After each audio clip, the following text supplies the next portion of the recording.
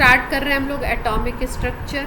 Atom के बारे में पहले कुछ बेसिक इन्फॉर्मेशन हम लोग देख लेते हैं, क्या क्या हमारे पास इन्फॉर्मेशन है। बेसिक की अगर हम बात करें तो बेसिक में हम बात करते हैं, किसकी बात करते हैं, हम बात करते हैं मैटर की। ठीक है, तो मैटर क्या होता है भाई, सब्सटेंस की बात हो रही है। कोई भी ऐसी चीज़, कोई भी ऐसा सब्सटेंस जो क्या करता है, ऑक्यूपाई करता है स्पेस, उसमें मास होता है, उसमें वॉल्यूम होगा, तो उसको हम लोग क्या बोलते हैं, मैटर बोलते हैं। अब ये मैटर कई स्टेट्स में आपको देखने को मिल सकता है, एटम्स के फॉर्म में भी देख सकते हो आप इसको, मॉलिक्यूल्स के फॉर्म में भी देख सकते हो। ठीक है, मॉलिक्यूल्स कंपाउंड भी हो सकते हैं, कोई ऐसे मॉलिक्यूल्स भी आप देख सकते हो जो मिक्सचर के फॉर्म में। ठीक है, कई सारे फॉर्म्स आपको देखने को। तो एटम की डिस्कवरी की अगर बात करें तो एक महर्षि थे, हाँ अच्छा स्क्रीन शेयर नहीं है, एक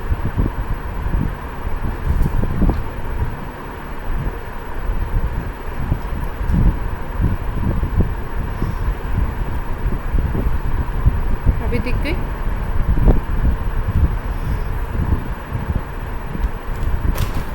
मैटर की हम लोग बात कर रहे थे कि कोई भी ऐसी चीज़, कोई भी जिसमें क्या होता है, जो ऑक्यूपाई करता है स्पेस, उसमें मास हो, उसमें वॉल्यूम हो, उसको हम लोग बोलते हैं मैटर, डिफाइन करते हैं, सब्सटेंस कहते हैं। अब ये जो सब्सटेंस है ये आपका प्योर भी हो सकता है और इम्प्योर भी हो सकता है, दो तरीके का हमको देखने को मिलता है।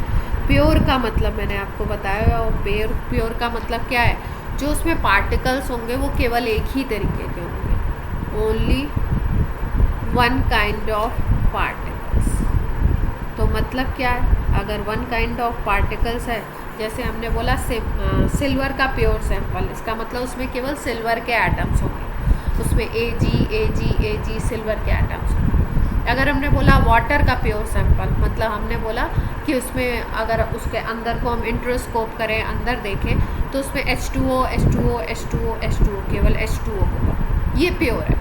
इम्प्योर का क्या मतलब है, इम्प्योर का मतलब जो पार्टिकल्स होंगे उसमें, वो एटम्स भी हो सकते हैं, मॉलिक्यूल्स भी हो सकते हैं, वो कैसे होंगे, वो कई तरीके के हो सकते हैं। जैसे मान लो हमने सैंड और वाटर को मिक्स कर दिया, तो सैंड के जो मॉलिक्यूल्स होंगे और वाटर के जो मॉलिक्यूल्स होंगे उसमें दिखाई देंगे, इसको हम लोग बोलते हैं इम्प्योर या मिक्सचर, उसी को बोलते हैं। अब हमें बात किसकी करनी है, हमें बात करनी है, अगर हम बेसिक एंटिटी की बात करें, किसी भी मटेरियल का बेसिक की बात करें, तो उसको बोला गया है एटम। सबसे पहले महर्षि कनाद थे, इन्होंने डिस्कवर किया था, और इन्होंने क्या बोला, इन्होंने कोई मटेरियल लिया, ठीक है, कोई सब्सटेंस लिया और उसके कई सारे पार्ट्स कर दिए। मान लो ये चॉक का एक पीस है, इसके हमने 100 पार्ट्स कर लिए, ठीक है, फिर उन 100 पार्ट्स में से एक पार्ट को लिया और उस पार्ट के भी और पार्ट कर लिए, ठीक है, मतलब इसको क्रश कर दिया बिल्कुल। अब क्रश करने के बाद फिर उसके बाद उस पार्ट के और पार्ट करें। तो इस तरीके से किसी भी मटेरियल को जब हम डिवाइड करते जाते हैं, फर्दर डिवाइड करते हैं, फर्दर डिवाइड करते हैं, तो एक स्टेट हमको ऐसी मिलती है ना जो अनडिविजिबल होती है, और यू कैन से अनकटेबल। इसके बाद आप उसको डिवाइड नहीं कर सकते, उसके बाद आप उसको कट नहीं कर सकते, तो इस स्टेट को बोला गया एटम। दो वर्ड से मिलके बना हुआ ए प्लस टोमियो। ए का मतलब होता है नो और टोमियो मीन्स कटिंग। कोई भी ऐसी चीज़ जिसको आप कट नहीं कर सकते, मटेरियल का वो छोटा पार्ट जिसको आप कट नहीं कर सकते, उसको आप क्या बोलते हो, उसको बोलते हो इंडिविजिबल पार्टिकल को, अनडिविजिबल पार्टिकल को आप बोलते हो एटम्स। ये ऐसा कनाद ने बताया इनिशियली, फिर उसके बाद और भी साइंटिस्ट आए, डाल्टन वगैरह ने काम किया, हालांकि बाद में मॉडर्न कॉन्सेप्ट में ऐसा बताया गया कि भाई एटम को आप डिवाइड कर सकते हो सब एटॉमिक पार्टिकल्स में, इलेक्ट्रॉन, प्रोटॉन, न्यूट्रॉन में, और भी कई सारे पार्टिकल्स होते हैं, जिसमें से कि 3 ये जो पार्टिकल्स हैं इनको हम बोलते हैं फंडामेंटल, और इसके अलावा जो होते हैं उनको हम बोलते हैं नॉन फंडामेंटल। मतलब एटम को डिवाइड किया जा सकता है, मॉडर्न कॉन्सेप्ट ये कहता है। ओल्ड कॉन्सेप्ट डाल्टन ने कहा था कि भाई एटम को आप डिवाइड नहीं कर सकते, तो ये डाल्टन ने अपनी थ्योरी दी। और क्या बताया अपनी थ्योरी में कि it is indivisible particle of matter. Atom के बारे में क्या बोला कि it is indivisible particle of matter, मतलब इससे छोटा कोई पार्टिकल हो नहीं सकता, किसी भी मटेरियल को आप उठा लीजिए। डाल्टन ने ऐसा बोला। अब और क्या बोला, और बोला इन्होंने कि भाई एलिमेंट्स कई तरीके के, सब्सटेंसेस कई तरीके के हमें देखने को मिलते हैं। तो अगर आप सेम एलिमेंट लेते हो तो उनके जो एटम्स होते हैं that are same in shape, size and structure. ऐसा बोला कि उसका बेसिक स्ट्रक्चर देखो तो वो भी सेम होता है, साइज भी सेम होता है, शेप भी सेम होता है, प्रॉपर्टीज़ भी सेम होती हैं। अगर आप कोई एक एलिमेंट लेते हो उसके कितने भी एटम्स ले लो सब कुछ सेम होंगे, उसके सारे एटम्स सेम। और अगर आप डिफरेंट लेते हो तो डिफरेंट एलिमेंट अगर आप उठाते हो तो डिफरेंट एलिमेंट का एटम क्या होगा, डिफरेंट होगा, उसका क्या होगा, साइज, शेप, मास, ये सब क्या होंगे, डिफरेंट होंगे। फिर डाल्टन ने बताया कि भाई ये जो है ये आपका पार्टिसिपेट करता है, एटम पार्टिसिपेट करता है आपका रिएक्शंस, केमिकल रिएक्शंस होते हैं, इन केमिकल रिएक्शंस में एटम जो होता है वो पार्टिसिपेट करता है। तो बहुत सारे ऐसा बेसिक वो बताए गए। उसके बाद इस डाल्टन एटॉमिक थ्योरी के कुछ मॉडर्न डिस्कवरीज हुई। उन मॉडर्न डिस्कवरीज की बेसिस पे कुछ इनके फ्लॉज भी आ गए एटॉमिक थ्योरी के। क्या क्या आ गए, जैसे एक डिस्कवरी हो गई आइसोटोप, ठीक है। तो इसकी डिस्कवरी से क्या फ़र्क पड़ा भाई डाल्टन के एटॉमिक थ्योरी पे। इसकी जब डिस्कवरी हुई तो आइसोटोप बेसिकली होता क्या है, these are atoms of same element having different mass numbers. अब देखो किसी भी एटम को अगर रिप्रेजेंट करते हैं किसी एलिमेंट के तो उसको इस तरीके से करते हैं, एक्स अगर लिख दिया ये एलिमेंट है, मान लो ये एलिमेंट का सिंबल है, यहाँ पे नीचे की तरफ एक नंबर लिखा जाता है और एक ऊपर की तरफ नंबर लिखा जाता है किसी एटम को रिप्रेजेंट करने के लिए। नीचे की तरफ लिखा हुआ नंबर Z बोला जाता है, ऊपर की तरफ लिखा हुआ A बोला जाता है। ये नीचे की तरफ जो लिखते हैं इसको बोलते हैं एटॉमिक नंबर, और ऊपर की तरफ ये जो नंबर लिखते हैं इसको हम लोग बोलते हैं मास।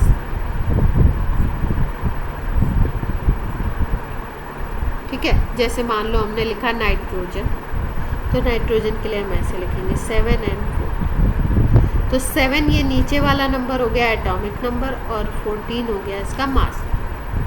ये लगभग एटॉमिक मास के इक्वल होता है, अप्रॉक्सी एटॉमिक मास के इक्वल।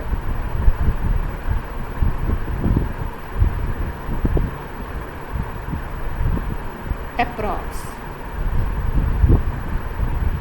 एटॉमिक मास के इक्वल, ठीक है।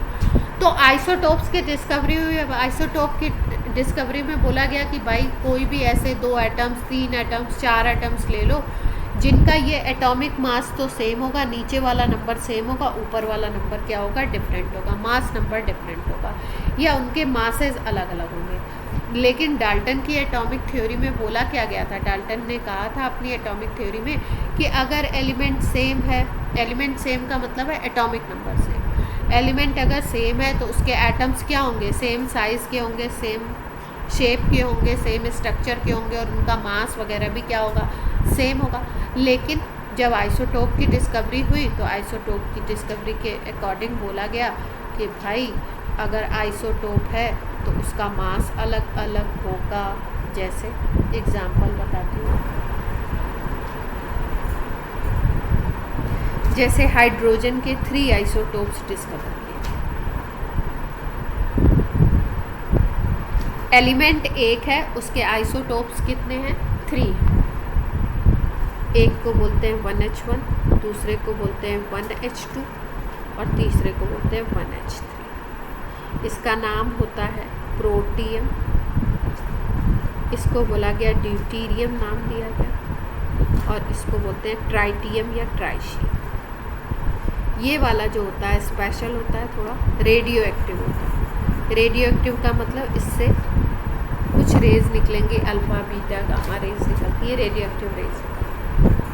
ठीक है, तो इनकी डिस्कवरी हुई। तो ये हाइड्रोजन के ही एटम्स हैं, आप देख रहे हो, एलिमेंट तो सेम है हाइड्रोजन, एटॉमिक नंबर क्योंकि सेम है, अगर एटॉमिक नंबर सेम होता है तो इसका मतलब एलिमेंट सेम। अब मैंने आपको बताया कि ऊपर वाले नंबर को मास नंबर कहते हैं। तो मास नंबर देखिए, एक का 1 है, दूसरे का 2 है, तीसरे का क्या है, 3 है।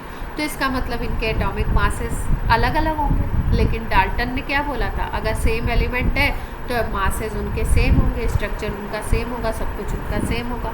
तो यहाँ पे क्या हो गया, कॉन्ट्रडिक्शन हो गया कि भाई डाल्टन ने बोला सेम होना चाहिए और यहाँ पे क्या आ गया, डिफर कर गया। तो यहाँ पे कुछ गड़बड़ हो गई डाल्टन की थ्योरी। फिर उसके बाद कुछ और की डिस्कवरी हुई, जैसे कुछ स्पेशल एलिमेंट जिनको बोलते हैं हम लोग आइसोबार्स। अब आइसोबार्स क्या होते हैं, देखो आइसोबार्स होते हैं डिफरेंट, ये होते हैं आपके atoms of different element. Isotope थे एटम्स ऑफ सेम एलिमेंट, ये होते हैं आपके isobars atoms of different element having same mass number। अब क्या कॉम्प्लिकेशन क्रिएट है, देखो जैसे एग्जांपल देखते हैं। एक हो गया 1H3 और दूसरा ले लेते हैं 2H3। अब भाई साहब ये हाइड्रोजन है और ये है हीलियम, 2 एलिमेंट है तो डिफरेंट एलिमेंट है। तो अगर डिफरेंट एलिमेंट हैं तो उनके मासेस क्या होने चाहिए थे, डिफरेंट होने चाहिए थे। किसके according, according to Dalton. Dalton ने यही तो बोला था कि भाई अगर एलिमेंट डिफरेंट करोगे तो मास डिफरेंट होगा, और अगर एलिमेंट सेम करोगे तो मास क्या होना चाहिए, सेम होना चाहिए। अब यहाँ पे देखो डिफरेंट एलिमेंट तो हैं लेकिन मास नंबर सेम है, इसका मतलब एटॉमिक मासेस भी अप्रॉक्सीमेटली सेम होंगे। तो ये बात भी क्या हो गई, डाल्टन की एटॉमिक थ्योरी को क्या कर गई, कॉन्ट्राडिक्टरी बात हो गई। तो यहाँ पे भी डाल्टन की एटॉमिक थ्योरी फेल हो। मतलब पहले डाल्टन का नाम अभी तक हम लोग इसलिए याद रखते हैं, क्यों, क्योंकि प्राइमरीली जो शुरू में बताया था, जैसे एटॉमिक मॉडल जब मैंने पढ़ाया था आपको तो बताया था कि थॉमसन के मॉडल में कुछ भी बेसिक बात बताई नहीं गई थी। बेसिक बस इतना ही था कि इलेक्ट्रॉन होता है, प्रोटॉन होता है, इलेक्ट्रॉन वाटरमेलन की तरह आपके सीड्स की तरह एम्बेडेड होते हैं रेड पार्ट में, जैसे पॉजिटिव पार्ट होता है। तो उनका मॉडल बिल्कुल गलत था। बाद में जितने भी मॉडर्न डिस्कवरीज हुई उससे पता लगा कि उनका मॉडल बिल्कुल गलत था, लेकिन फिर भी हम लोग थॉमसन को याद रखते हैं। क्यों याद रखते हैं, क्योंकि उन्होंने एक तो इलेक्ट्रॉन की डिस्कवरी करी थी और दूसरा मॉडल के बारे में पहली बार सोचा था, पहला मॉडल दिया था। तो ऐसे ही डाल्टन के जो थे पोस्टुलेट उनकी थ्योरी के, वो बाद में धीरे धीरे कुछ करके रॉन्ग होने लगे। जैसे इंडिविजिबल नहीं है, आज के टर्म्स में बोला जाता है कि एटम को डिवाइड कर सकते हो इलेक्ट्रॉन, प्रोटॉन, न्यूट्रॉन में, तो वो बात भी गलत हो गई। आइसोटोप्स की डिस्कवरी हो गई, आइसोबार की डिस्कवरी हो गई। तो ऐसे ऐसे एलिमेंट हमको मिल गए, ऐसे ऐसे एटम्स दिखाई दिए जिसमें सेम एलिमेंट है और डिफरेंट मास है, और कुछ ऐसे मिले जो डिफरेंट एलिमेंट है लेकिन मास क्या है, सेम है। तो ये डिस्कवरीज डाल्टन की थ्योरी को क्या कर दिया, इन्होंने कॉन्ट्रडिक्ट कर दिया। क्लियर है इतनी बात?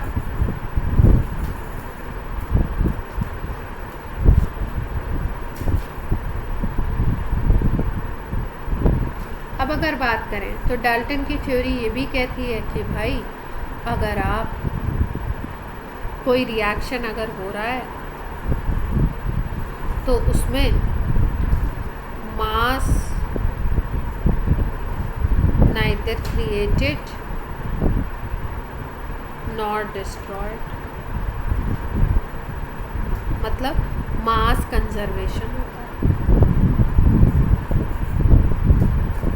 मास कंजर्वेशन का क्या मतलब है? कोई रिएक्शन हो रहा है, सपोज ए रिएक्ट करता है बी से और कोई सी बनाता है, ठीक है। तो जो रिएक्ट करते हैं आपस में उनको हम लोग क्या नाम देते हैं, रिएक्टेंट। रिएक्टिंग मॉलिक्यूल्स को हम क्या कहते हैं, रिएक्टेंट। और वो चीज़ जो रिएक्शन के बाद बनती है, प्रोड्यूस आफ्टर रिएक्शन, उसको हम लोग कहते हैं प्रोडक्ट।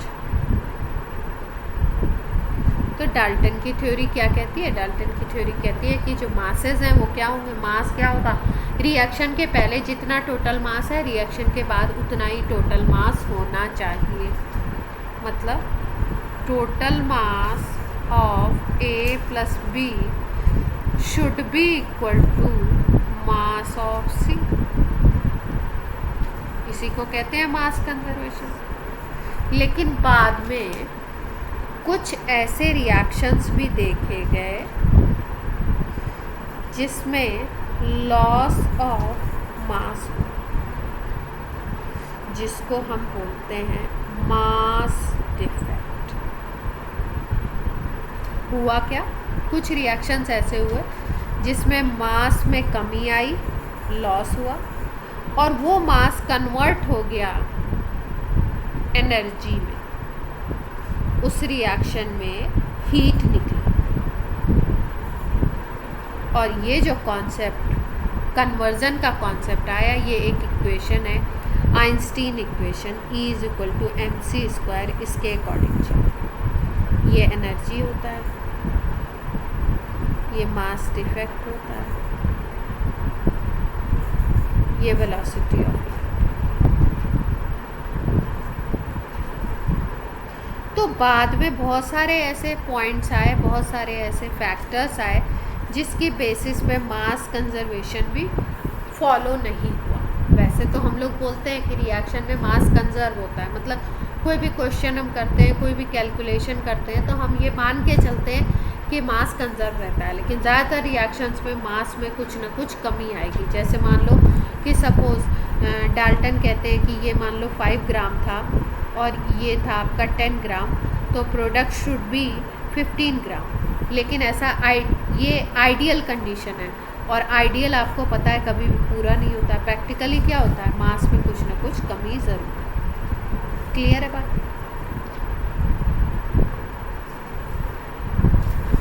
तो ये सारी बातें थी अपनी पुरानी। उसके बाद आई मॉडर्न डिस्कवरीज। मॉडर्न डिस्कवरीज में बहुत सारे साइंटिस्ट आए। कौन कौन आए, जैसे एक नाम है आपका Thomson, J Thomson, Julius Plucker, ठीक है। एक थे विलियम क्रुक्स। इन लोगों ने काफ़ी काम किया। क्या क्या काम किया वो,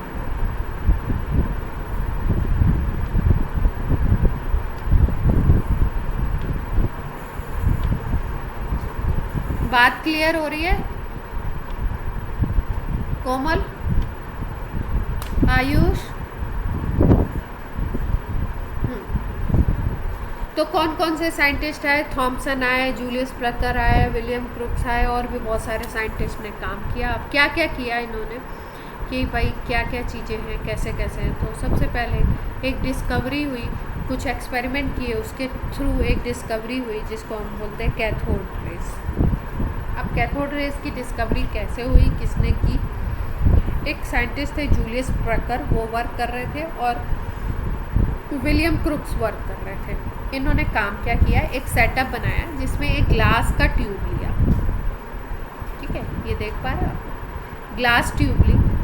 इस ग्लास ट्यूब में 2 इलेक्ट्रोड लगा दिए, एक कैथोड और दूसरा एनोड। इसमें कोई गैस फिल कर दी, और गैस इन्होंने बहुत लो प्रेशर पे फिल की, 10⁻⁻⁴ ATM ऐसे।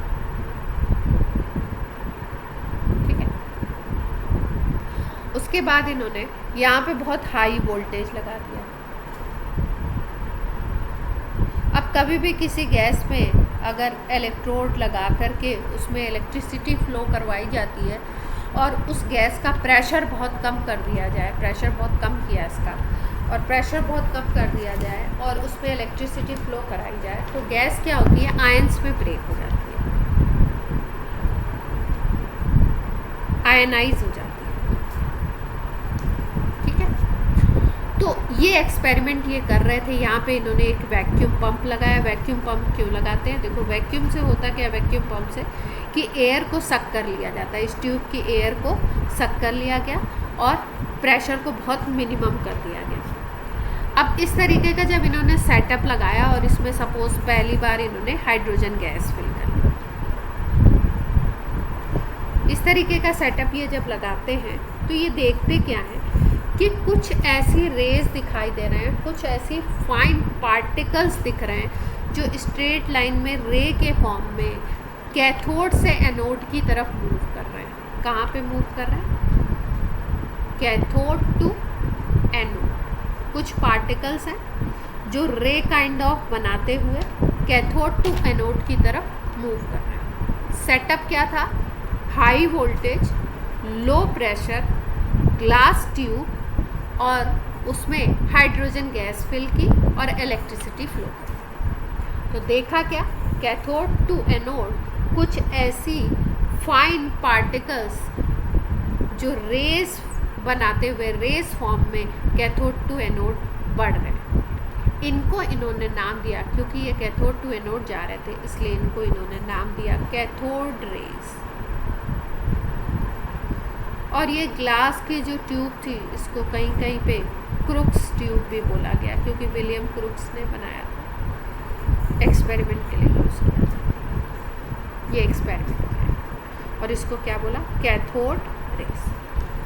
उसके बाद फिर भाई अब इसको कैथोड रेस बोल दिया, तो अब बोला चलो भाई इसके और प्रॉपर्टीज़ हम लोग देखते हैं और स्टडी करते हैं इसके बारे में। नाम तो दे दिया हमने, क्योंकि कैथोड से चल के एनोड की तरफ जा रही है, इसलिए हम इसको कैथोड रेज नाम दे देते हैं। बाकी अब और इसकी प्रॉपर्टीज़ को चेक।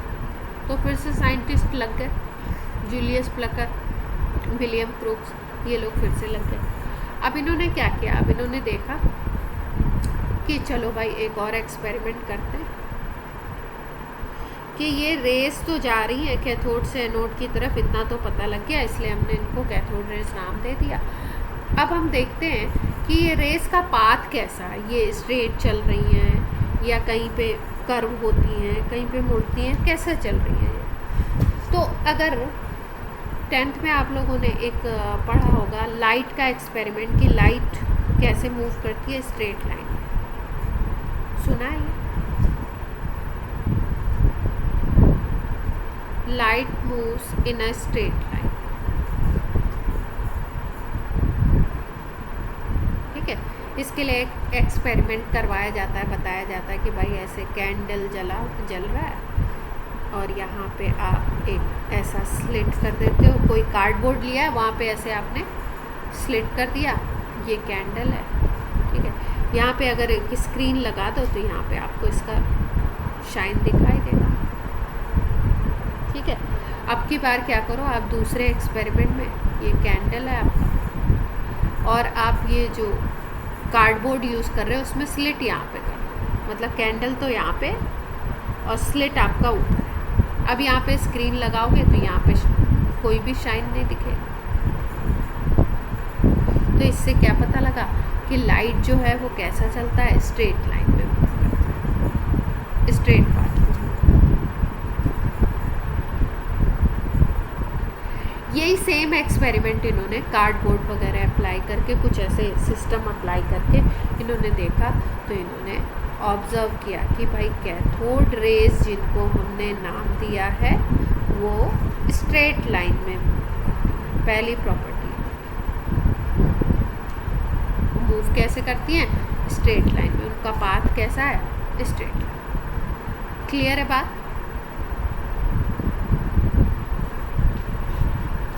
अब देखो दूसरी बात क्या करी उन्होंने, बोला चलो भाई और कुछ देखते हैं, स्ट्रेट लाइन तो हो गया, अब दूसरी बात देखते हैं। तो इन्होंने बोला कि कैथोड से जा रही हैं एनोड की तरफ। और हमें पता है कि अगर हम चार्ज की बात करें तो चार्ज, अगर सपोज पॉजिटिव चार्ज के पास अगर कोई पॉजिटिव चार्ज आता है तो सेम टाइप के जो चार्ज होते हैं वो क्या करते हैं, एक दूसरे को रिपेल करते हैं। या नेगेटिव चार्ज के पास अगर कोई नेगेटिव चार्ज आएगा तो वो भी क्या करेगा, एक दूसरे को रिपेल करेगा, क्योंकि सेम नेचर है इनका। लेकिन अगर पॉजिटिव चार्ज के पास कोई नेगेटिव चार्ज आए तो ये क्या करेंगे, एक दूसरे को अट्रैक्ट करेंगे। इतनी बात सबको समझ आती है? सेम टाइप ऑफ चार्जेस क्या होते हैं, रिपेल करते हैं, लेकिन अगर डिफरेंट टाइप के चार्ज हैं, पॉजिटिव नेगेटिव है, तो वो अट्रैक्ट करते हैं। तो यही चीज़ इन्होंने यहाँ पे फंडा अप्लाई किया और बोला कि भाई जैसे ये जो रेज हैं ये कहाँ पे जा रही हैं, ये एनोड की तरफ अट्रैक्ट हो रही हैं, अट्रैक्टेड टूवर्ड्स एनोड। अब एनोड होता है पॉजिटिव, तो अगर कोई पार्टिकल्स ऐसे हैं, कोई रेज ऐसी हैं जो एनोड की तरफ अट्रैक्ट हो रही हैं, पॉजिटिव की तरफ अट्रैक्ट हो रही हैं, तो इन्होंने इंटरप्रिटेशन निकाला कि ये डेफिनेटली नेगेटिव चार्ज्ड है। मतलब इनका खुद का चार्ज कैसा है, नेगेटिव है। कैथोड रेज में चार्ज कैसा है, नेगेटिव। क्यों? क्योंकि ये एनोड की तरफ अट्रैक्ट हो रही है। एनोड कैसा होता है, पॉजिटिव। नेगेटिव और पॉजिटिव के बीच में ही क्या हो सकता है, अट्रैक्शन। ये पॉइंट क्लियर हुआ? तो दूसरी प्रॉपर्टी इन्होंने क्या बताई, दूसरी बताई कि ये जो कैथोड रेज हैं ये नेगेटिव चार्ज पार्टिकल से बनी हुई है। जो इनमें पार्टिकल्स हैं छोटे छोटे, वो कैसे चार्ज हैं, नेगेटिव चार्ज है, उनके ऊपर नेगेटिव चार्ज। क्यों? क्योंकि ये एनोड की तरफ पुश हो रही थी, एनोड की तरफ अट्रैक्ट हो रही थी। पहली प्रॉपर्टी स्ट्रेट लाइन, दूसरी प्रॉपर्टी पॉजिटिव नेगेटिव चार्ज से बनी हुई। अब फिर से एक्सपेरिमेंट किया, फिर से देखा भाई, अब क्या देखा, अब नया चीज़ देखा इन्होंने क्या किया, ये जो पाथ है ना, यहाँ पे एक लाइट व्हील लगा दिया, जैसे लाइट फैन काइंड ऑफ लगा दिया। लाइट का मतलब जिसका वेट बहुत कम।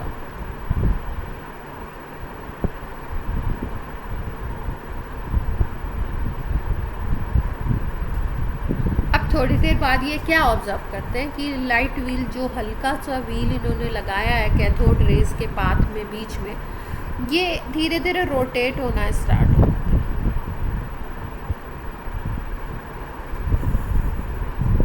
किसी ऐसा नहीं कि यहाँ पे लाके रख दिया बस हो गया, नहीं, यहाँ पे कुछ प्लग वगैरह किया होगा, इस सिस्टम को लगाया यहाँ पे। तो इन्होंने देखा ये जो लाइट व्हील था ये क्या था, रोटेट होना स्टार्ट हुआ था। अब रोटेशन क्यों हुआ, देखो इसका क्या इन्होंने इंटरप्रिटेशन निकाला। रोटेशन देखो, कभी भी किसी चीज़ में जो रोटेशन होता है वो कैसे होगा, अगर आप उसके ऊपर कोई वर्क करोगे,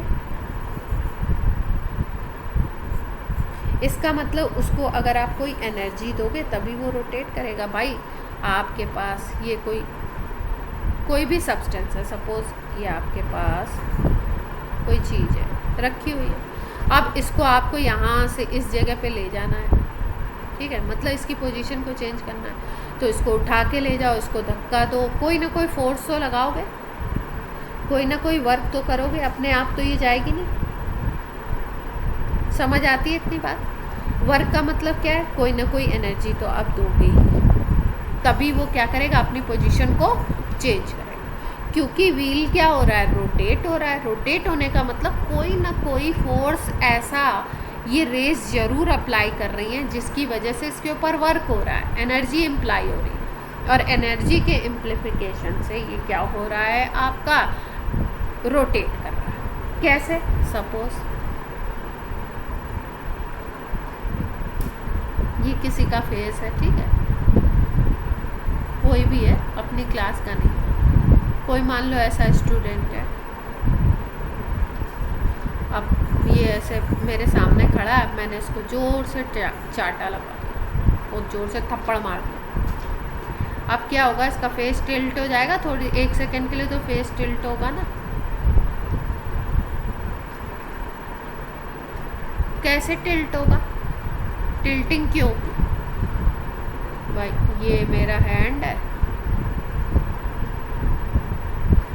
पाम था मेरा, इसमें क्या था, मास है, अच्छा खासा हैवी, ठीक है।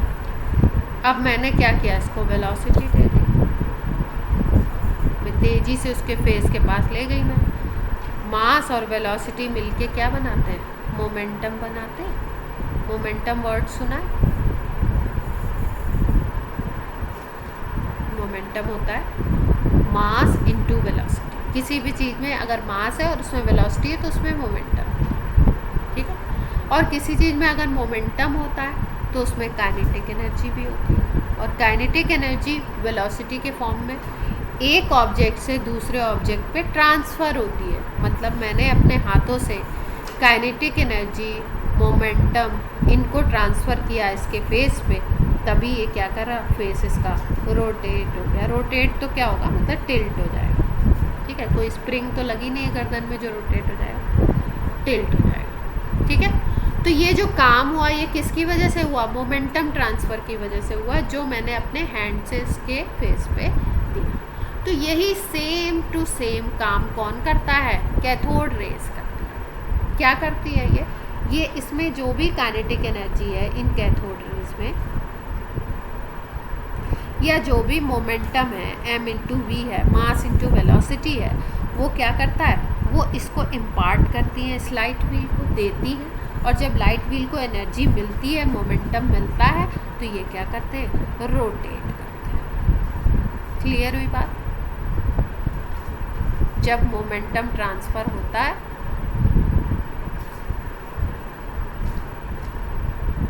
तो क्या होता है, लाइट व्हील रोटेट करती है।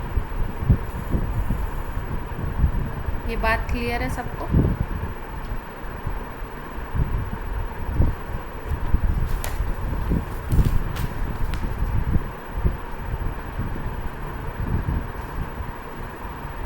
कोमल, आयुष,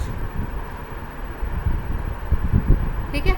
तो ये अब इससे इन्होंने क्या इंटरप्रिटेशन निकाला, भाई कोई चीज़ अगर मोमेंटम या एनर्जी को ट्रांसफ़र कर रही है, इसका मतलब उस चीज़ में क्या है, मास है, उस चीज़ में क्या है, वेलोसिटी है, उस चीज़ में काइनेटिक एनर्जी है, उसमें क्या है, मोमेंटम है।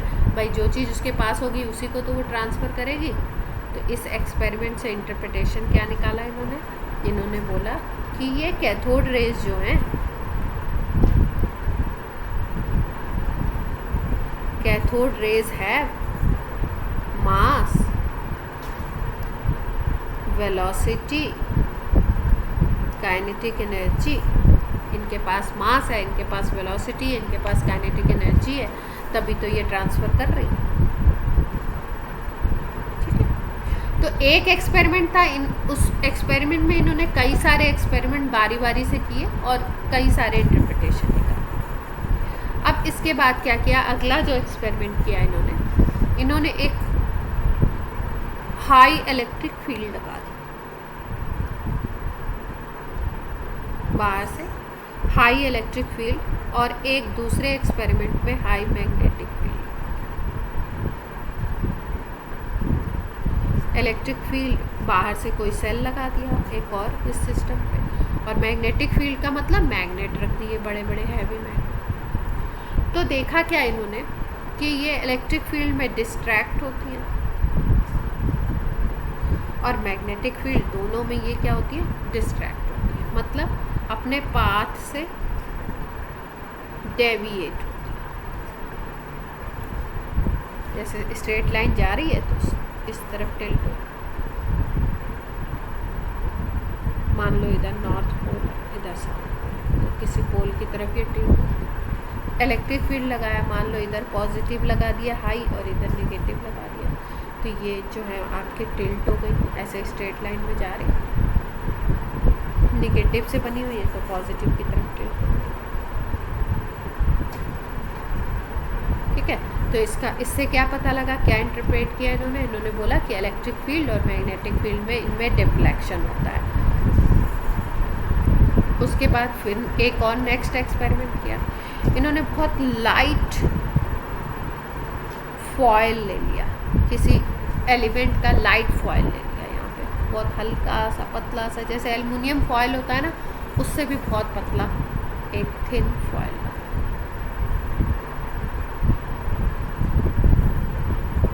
अब क्या देखा इन्होंने, थोड़ी देर बाद यहाँ पे इसका टेम्परेचर नोट किया, तो क्या देखते हैं ये कि टेम्परेचर इस फॉयल का जो होता है ना वो इंक्रीज कर जाता है। तो इसका मतलब क्या है, इन्होंने इंटरप्रेट क्या किया, इन्होंने बोला कि ये जो कैथोड रेज हैं इनमें हीटिंग इफेक्ट होता है। भाई ये किसी सब्सटेंस को हीट कर दे रही हैं, तो इसका मतलब इसमें कैसा इफेक्ट है, हीटिंग। क्लियर?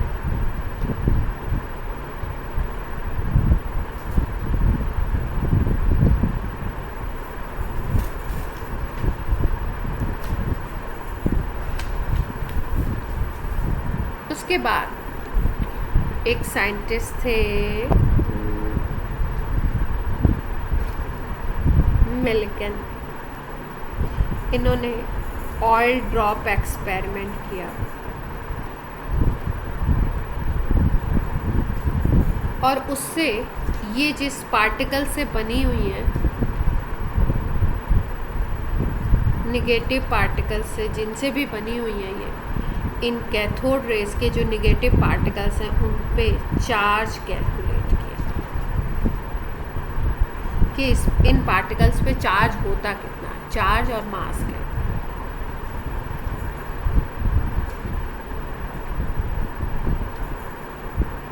और उसके बाद ये जो रेज थी इनके लिए चार्ज और मास का रेशियो निकाला गया।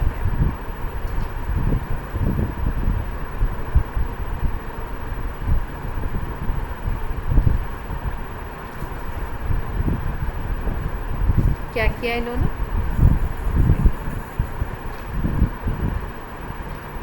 ये कैथोड रेज जिन भी पार्टिकल से बनी हुई थी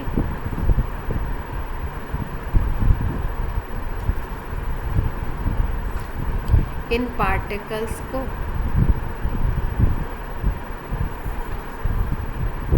का मास कैलकुलेट किया और चार्ज कैलकुलेट, दोनों कैलकुलेट किया और एक कैलकुलेशन किया जिसको हम नाम देते हैं स्पेसिफिक चार्ज।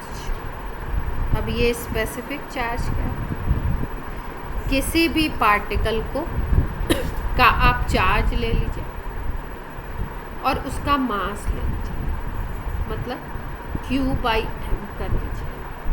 ये जो रेशियो होता है इसको हम बोलते हैं स्पेसिफिक चार्ज। तो कैथोड रेज जिस भी पार्टिकल से मिलके बनी हुई थी उनका चार्ज कैलकुलेट किया और मास कैलकुलेट किया और उसको बोला स्पेसिफिक चार्ज।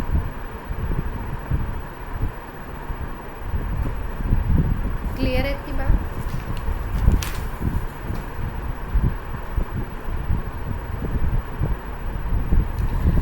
अब इसके बाद ये जो भी एक्सपेरिमेंट हुए थे,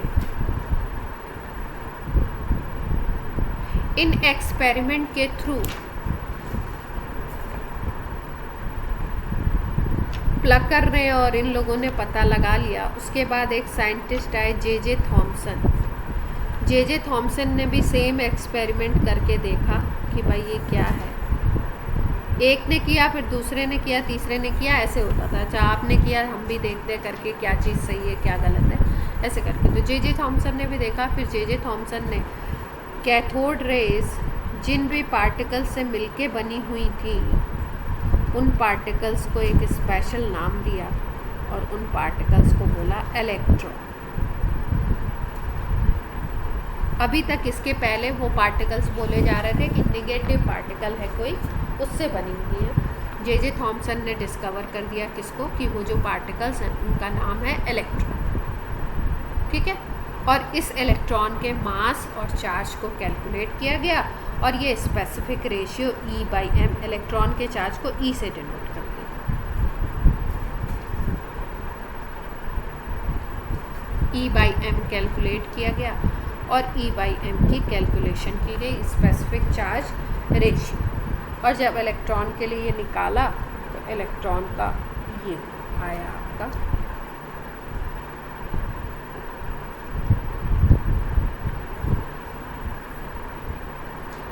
अब इसके बाद ये तो हो गया। अब इसके बाद एक और एक्सपेरिमेंट किया गया इसके साथ साथ कि भाई ऐसा करते हैं हम लोग कि ये जो क्रुक्स की ट्यूब है ना, इसमें सबसे पहले हमने हाइड्रोजन गैस फिल की थी।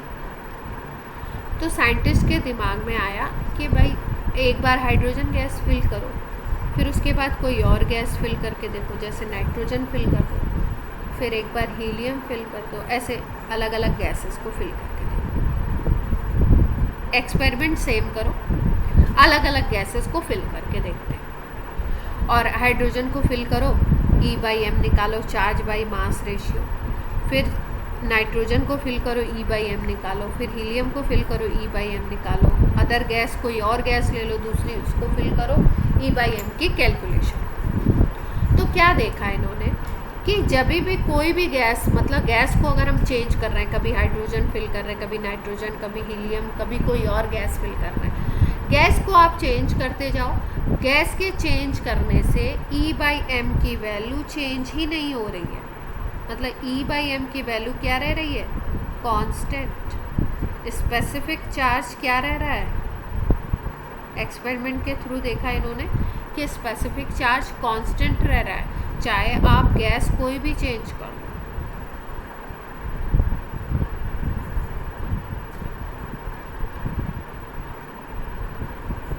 तो इसका मतलब क्या बोला गया कि ये गैस के ऊपर डिपेंड नहीं कर रहा है, या तो ऐसा हो रहा है कि ये जो पार्टिकल्स हैं वो सारे केस में जो निगेटिव पार्टिकल्स निकल रहे हैं वो सेम निकल रहे हैं, ऐसा बोला गया।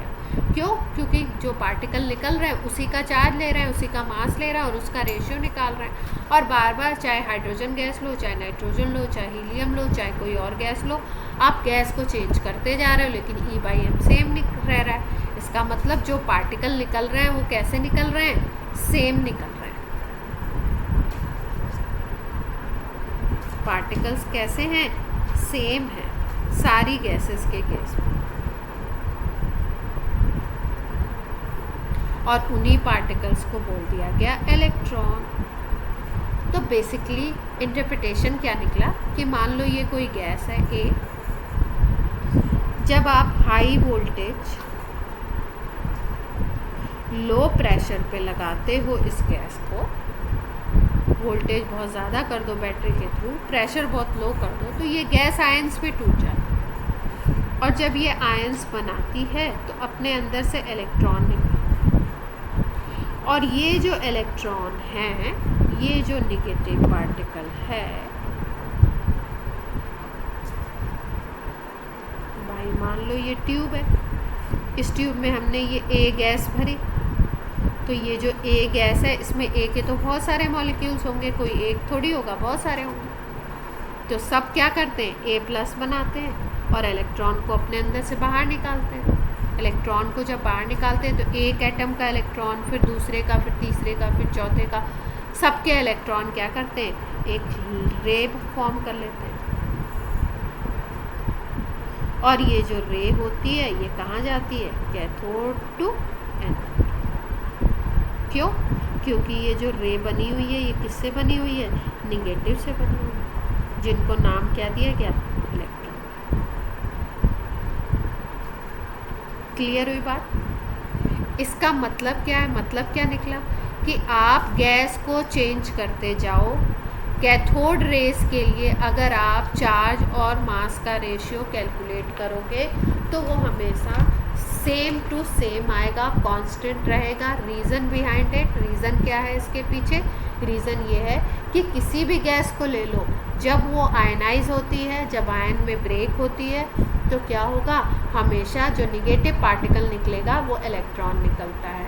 जैसे मान लो कोई गैस तुमने बी ले ली, हाई वोल्टेज लगाया, यही एक्सपेरिमेंट, लो प्रेशर, तो अब ये पॉजिटिव तो निकलेगा बी प्लस, लेकिन इलेक्ट्रॉन कौन सा, निगेटिव कौन निकलेगा, ई। तो हमेशा एक ही तरीके का पार्टिकल निकल रहा है, इसलिए भाई पार्टिकल अगर सेम है तो चार्ज और मास का रेशियो भी क्या आएगा, सेम आएगा। तो कैथोड रेस, ये क्वेश्चन कई बार पूछा गया है जेईई मेंस में कि कैथोड रेस के केस में E/m कांस्टेंट रहता है या डिफरेंट रहता है। कैथोड रेस के केस में E/m क्या रहता है, स्पेसिफिक चार्ज हमेशा क्या रहता है, कांस्टेंट। गैस को आप चेंज करो मत चेंज करो, जो भी करो, गैस से कोई फ़र्क नहीं। क्लियर?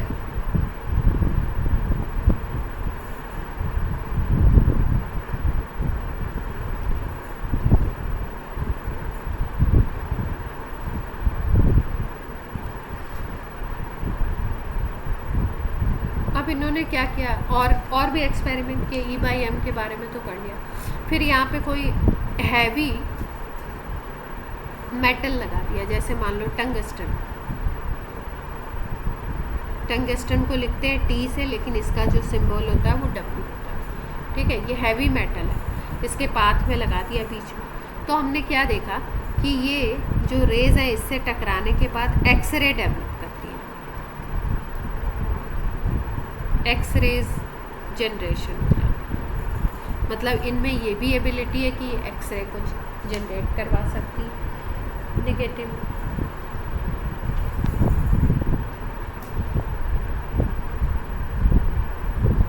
बहुत अगर आप ऐसा थिन फॉयल लेते हो,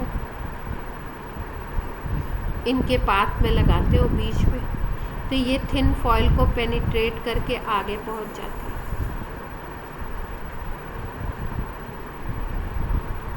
और अगर आप एनोड को कुछ इस तरीके का ले लो, थिन फॉयल को पेनिट्रेट करती हैं। पेनिट्रेट करने का क्या मतलब है, इंटरप्रिटेशन निकाला कि भाई इनमें पेनिट्रेशन पावर भी है।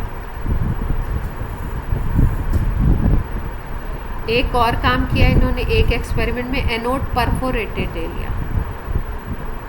परफोरेटेड का क्या मतलब है, उसमें होल्स हो,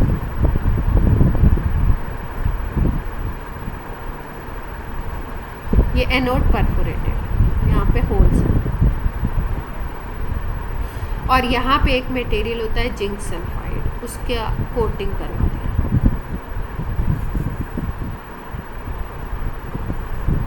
जिंक सल्फाइड जो मटेरियल होता है ये फ्लोरेसेंट मटेरियल होता है। फ्लोरेसेंस का मतलब होता है अगर इसके ऊपर आके कोई पार्टिकल टकराएगा, ठीक है, पार्टिकल अगर कोई इस पे आके गिरता है तो यहाँ पे शाइन प्रोड्यूस होगा।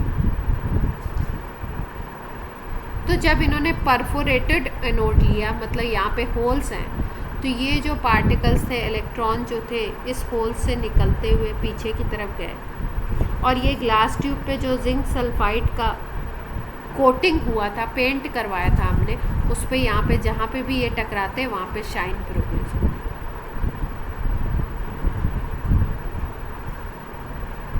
जैसे ट्यूबलाइट देखा है आपने, ट्यूबलाइट, तो ट्यूबलाइट में भी एक वाइट कलर के मटेरियल की इस तरीके की कोटिंग होती है सब्सटेंस की, जिससे कि अंदर की तरफ जैसे ही उससे आपका टकराते हैं इलेक्ट्रॉन, वैसे ही वो शाइन प्रोड्यूस करता है और हमें रोशनी मिलती है। ठीक है, ट्यूबलाइट में बेसिकली यही एक्सपेरिमेंटेशन कैथोड रे वाला यूज़ किया जाता है। इसको आप लोग पढ़ोगे मेरे ख्याल से क्लास 12th में फिज़िक्स में।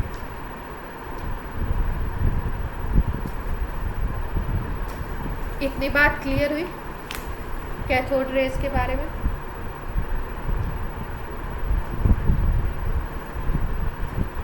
तो क्या क्या पढ़ा हमने, एक बार मैं सम अप कर देती हूँ। कैथोड रेज की डिस्कवरी हुई क्रुक्स ने करी। विलियम क्रुक्स के नाम के अकॉर्डिंग इसको क्रुक्स ट्यूब भी बोलते हैं हम लोग। और जूलियस प्लकर और विलियम क्रुक्स, जे थॉमसन, ये लोग सब लोग काम कर रहे थे। इन्होंने क्या किया, बहुत लो प्रेशर पे ग्लास ट्यूब में इलेक्ट्रिक फील्ड लगा करके, हाई वोल्टेज लगा करके एक गैस को फिल किया। जब इसको हाई वोल्टेज लगाते हैं तो गैस आयनाइज होती है, और आयनाइज होने के बाद ऐसा देखा कि कैथोड टू एनोड कुछ पार्टिकल्स रे फॉर्म में मूव कर रहे हैं। इनको इन्होंने, क्योंकि ये कैथोड से जा रहे थे, इसलिए इनको इन्होंने नाम दे दिया। कैथोड से की तरफ से जनरेट होते हुए दिख रहे थे, एनोड की तरफ जा रहे थे, तो इन्होंने इसको नाम दे दिया कैथोड रेज।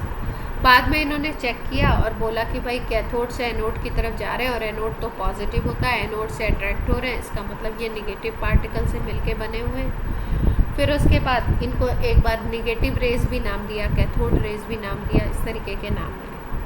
फिर कुछ और एक्सपेरिमेंट किए। उन एक्सपेरिमेंट के थ्रू इन्होंने प्रूव किया कि भाई अगर कोई लाइट व्हील लगा देते हैं तो उस लाइट व्हील को ये मूव करवा देती है, इसका मतलब इनके में मास है, इनमें वेलोसिटी है, इनमें मोमेंटम है, इनमें काइनेटिक एनर्जी है, तभी ये इसको ट्रांसफ़र कर पा रही है। किसी लाइट फॉयल को लगाया और उसका टेम्परेचर चेक किया तो बोला कि भाई इनमें हीटिंग इफेक्ट है, ये उसको गर्म कर देती है।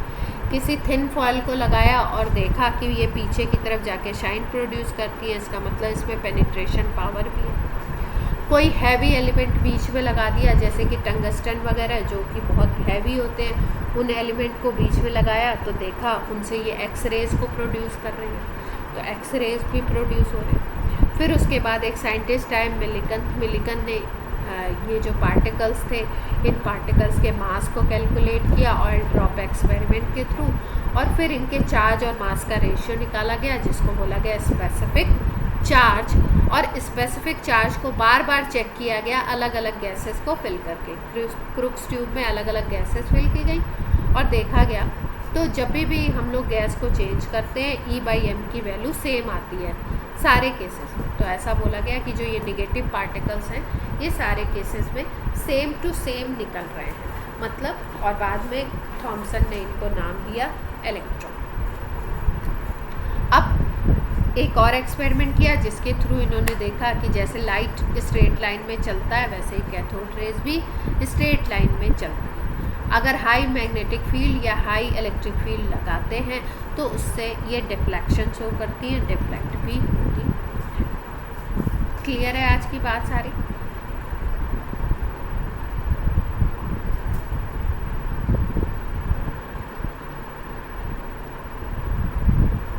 अब नेक्स्ट क्लास में हम लोग पढ़ेंगे एनोड रेज की डिस्कवरी, न्यूट्रॉन की डिस्कवरी, फिर डिस्कवरी पार्ट ख़त्म हो जाएगा। फिर अब जो मॉडर्न चीज़ें हैं उनके बारे में, मतलब और मॉडर्न। ठीक है, तो आज क्योंकि इस चैप्टर की पहली क्लास थी इसलिए इतनी ही रखते हैं। ये कैथोड रेज की डिस्कवरी तक जो भी आपकी बुक में दिया होगा उसको आप पढ़ने की कोशिश करें।